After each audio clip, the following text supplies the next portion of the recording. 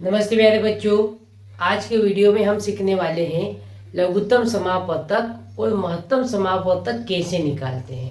प्यारे बच्चों, वीडियो बड़ा ही इंटरेस्टिंग होने वाला है क्योंकि इस वीडियो में हम एलसीएम और एचसीएफ दोनों सीखने वाले हैं। अगर आप इस चैनल पर नए हो तो इस चैनल के साथ जुड़ जाइए तथा इस चैनल को सब्सक्राइब कर लीजिए और इस वीडियो को लाइक शेयर कर दीजिए, जिससे आपके दोस्तों को भी एलसीएम और एचसीएफ निकालने में कोई भी दिक्कत या परेशानी नहीं होगी इस वीडियो को देखने के बाद। तो प्यारे बच्चों, आइए लेते हैं पहला क्वेश्चन।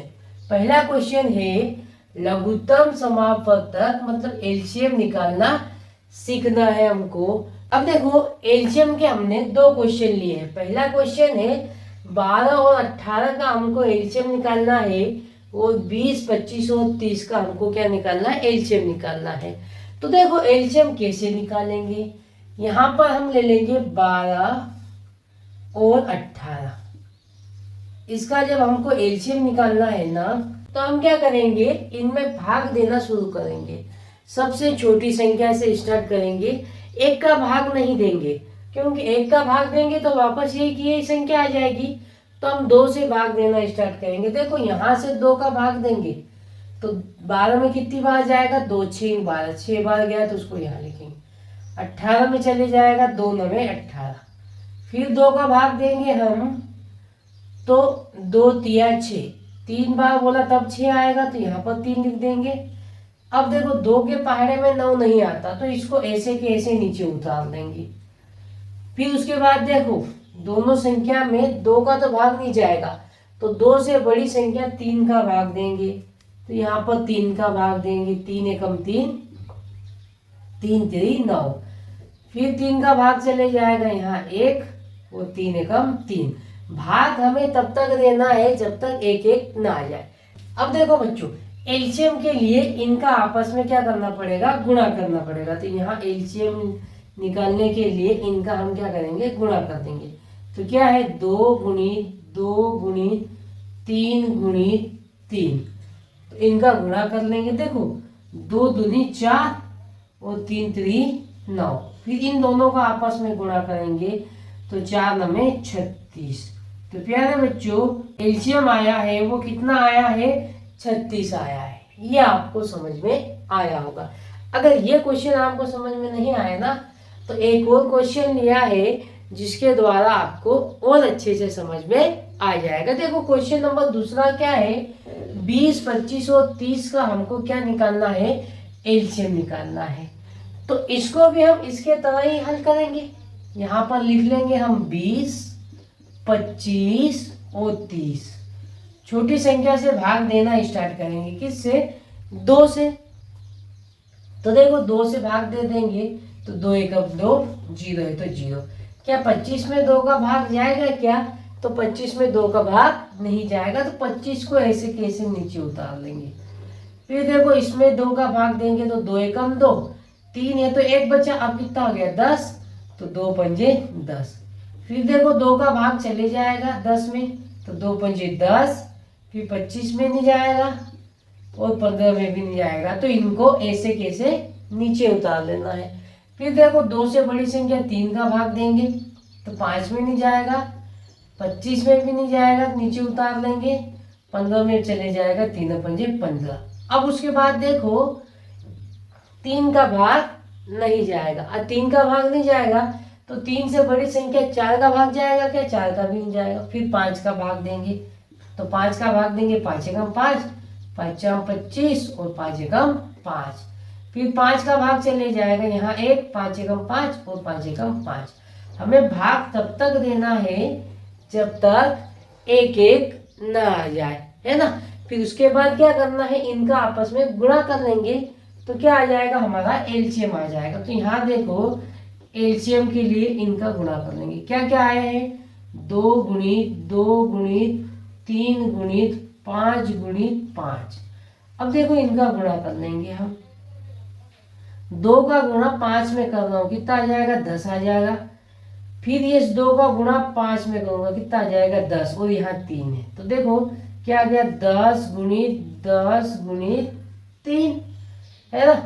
अब देखो यहाँ पर लिख देंगे 3 और इनके पास एक एक जीरो है तो एक एक जीरो यहाँ लगा देंगे। तो प्यारे बच्चों हमारा जो एलसीएम है वो क्या आ जाएगा, 300 आ जाएगा।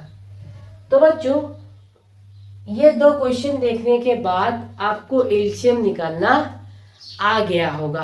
अब बच्चों हम लेते हैं एचसीएफ, मतलब कि महत्तम समापवर्तक कैसे निकालेंगे। प्यारे बच्चों महत्तम समापवर्तक हम भाग विधि द्वारा निकालना सीखेंगे। तो आइए लेते हैं क्वेश्चन नंबर दूसरा। तो बच्चों क्वेश्चन नंबर दूसरे में भी हमने 2 क्वेश्चन लिए हैं। ये 2 क्वेश्चन का हमको निकालना है महत्तम समापवर्तक, मतलब कि एचसीएफ निकालना है। तो प्यारे बच्चों महत्तम समापवर्तक हम भाग विधि द्वारा निकालेंगे। तो देखो भाग विधि द्वारा महत्तम समापवर्तक कैसे निकालते हैं। तो यहाँ 80 और 270 का हमको महत्तम समापवर्तक निकालना है। बच्चों हम क्या करेंगे, बड़ी संख्या में छोटी संख्या का भाग देना शुरू करेंगे। तो देखो 270 में हम किसका भाग देंगे, 80 का भाग देंगे। तो 80 का पहाड़ा हम कितनी बार बोले, या तो 270 या उससे कम आ जाए। तो 80 का पहाड़ा हम 3 बार बोलेंगे। तो 80 तिया कितना हो जाएगा, 240, है ना। फिर क्या करना है, 270 में से 240 को घटा लेना है। तो 0 में से 0 घटाएंगे 0, 7 में से 4 घटाए कितना बचा, 3, और 2 में से 2 घटाएंगे कुछ नहीं बचे।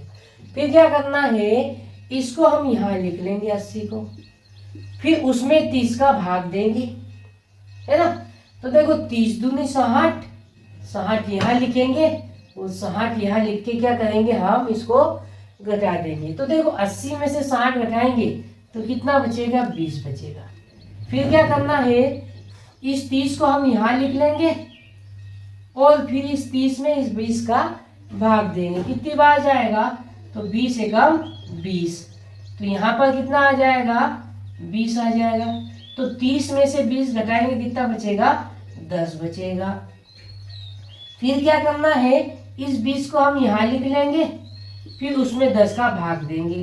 तो देखो 10 दूनी कितना आ जाएगा, 20 आ जाएगा। 20 में से 20 घटाएंगे क्या बचेगा, 0 0 बचेगा।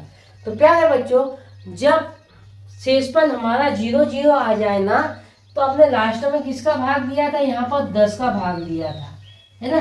तो यही हमारा क्या हो जाएगा, HCF कितना आ जाएगा प्यारे बच्चों, 10 आ जाएगा। क्या करा हमने, बड़ी संख्या में छोटी संख्या का भाग दिया, फिर क्या जो शेषफल बचा ना उसका भाग फिर भाजक में दिया। ये प्रक्रिया तब तक करेंगे जब तक 0 0 ना आ जाए। वो लास्ट में जिस संख्या का भाग दिया है वही हमारा क्या हो जाता है, HCF हो जाता है। प्यारे बच्चों ये क्वेश्चन आपको समझ में आ गया होगा। अगर ये क्वेश्चन समझ में नहीं आया ना, तो एक और क्वेश्चन लिया है जिसके द्वारा आपके सारे डाउट क्लियर हो जाएंगे। देखो प्यारे बच्चों पहले क्वेश्चन में 2 ही संख्या थी, अब दूसरे क्वेश्चन में कितनी संख्या है, 3 संख्या है।